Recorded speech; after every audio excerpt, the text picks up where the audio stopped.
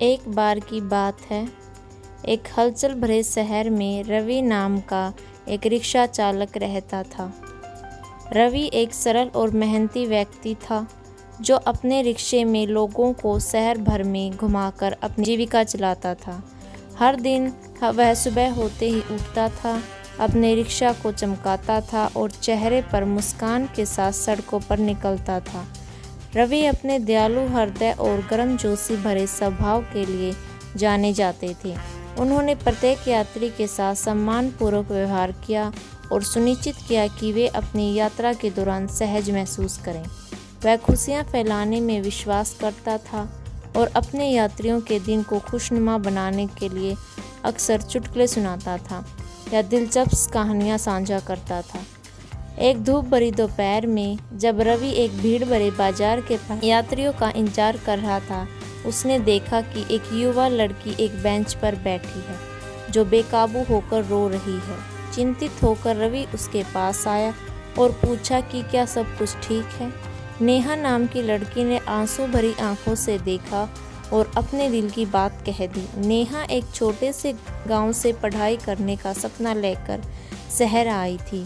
हालांकि उसकी उम्मीदें तब टूट गई जब उसने अपने सारे पैसे और सामान एक व्यस्त बाजार में जेब कतरे के हाथों खो दिए। वह असहाय महसूस कर रही थी और उसे समझ नहीं आ रहा था कि वह क्या करे। रवि ने ध्यान से सुना। उसका दिल उस युवा लड़की पर आ गया।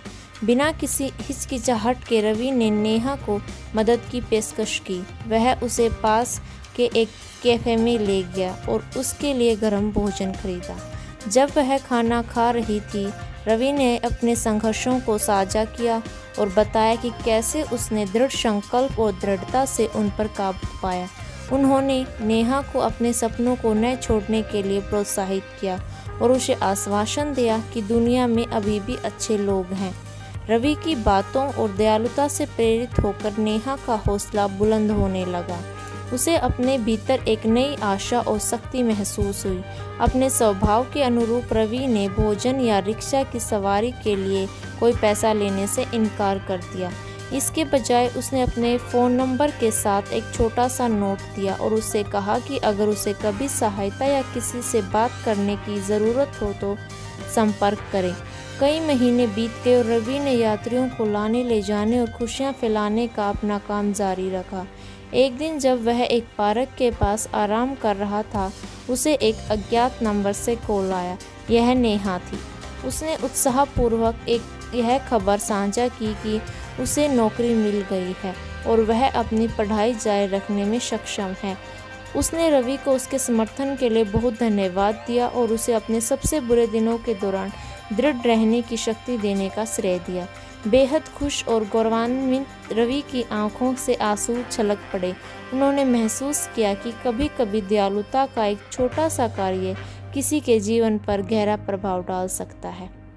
उस दिन के बाद से रवि ज़रूरतमंद लोगों की मदद करने और जहाँ भी जाते थे प्यार और सकारात्मकता फैलाने के लिए और भी अधिक दृढ़ हो गए।